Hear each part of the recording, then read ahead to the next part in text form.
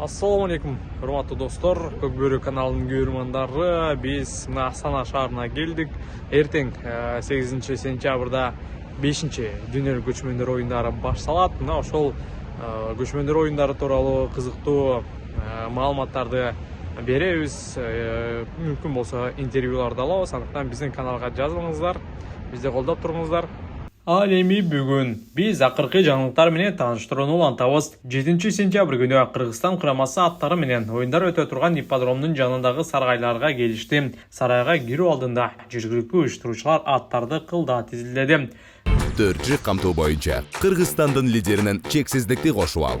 4 жумага болгону 500 сом. Максималдуу ылдамдыктагы чексиз интернет. Акысыз мессенджерлер менен социалдык тармактар. Wi-Fi'ды акысыз таратуу. Чексиз чалуулар. Жогорку сапаттагы 200дөн ашуун телеканал. Этно медиа онлайн кинотеатрын акысыз көрүү. Мой О тиркемесинен же Остор дүкөндөрүнүн акысыз есим. Баарына чексиз.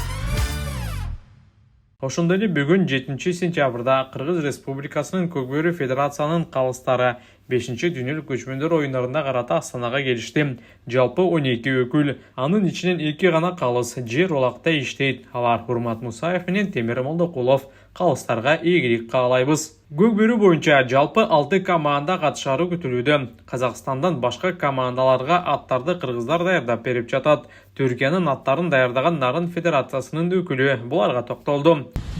Мен Түркияныкын акылым. Түркияныкын. Аттарыңыздар жакшы келдиби? Аттарыбыз негизи жактан жүктөлүп атканда бир атыбыз травма болуп калып калды. 11 ат менен келдик.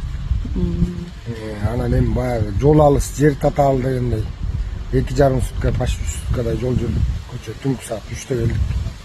Анан бир кичине аттар кыйналып калды. Жол жүргөндө баары бир кыйналат. Бишкекте канча убакыт аттарды даярдадыңыздар? 1,5 ай дайындадык. 1,5 ай. Ийгилик эми. Туртса, сиздин командаңыз болуп калган турбайбы? Жакшы оюн көрсөтсүн.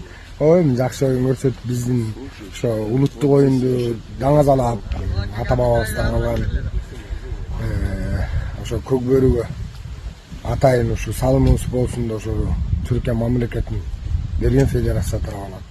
Анан ошону алып Кудай буйрса жогорку деңгээлде дайындандык, колдон келишинче түрктөрдү дагы Кудай буйрса эртеңден баштап жакшылап үйрөтөбүз. Улакты каяка басыш керек, эмне кылыш керек дегендей. Ал эми кече биздин улакчылар чер жазып, бири-бири менен достук оюн өткөрүшкөн. Оюндардын жүрүшүндө Карагандыда иштеген Азамат мырза улуттук кураманы колдоо үчүн 1 миллион теңге берди. Бул кече неде отурушта болгон чай тамак берген жерде Азамат байке айтып кетти го Карагандада. Өзүнүн семьянын атынан деп. Ошонун аманаты 1 миллион теңге.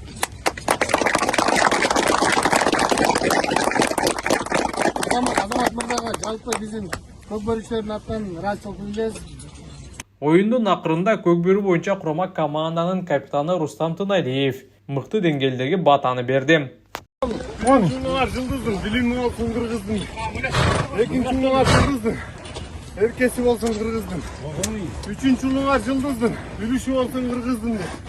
4 жылыңар жылдыздың, көрөсү болсун кыргыздын. 5 жылыңар жылдыздың, белеги болсун кыргыздын.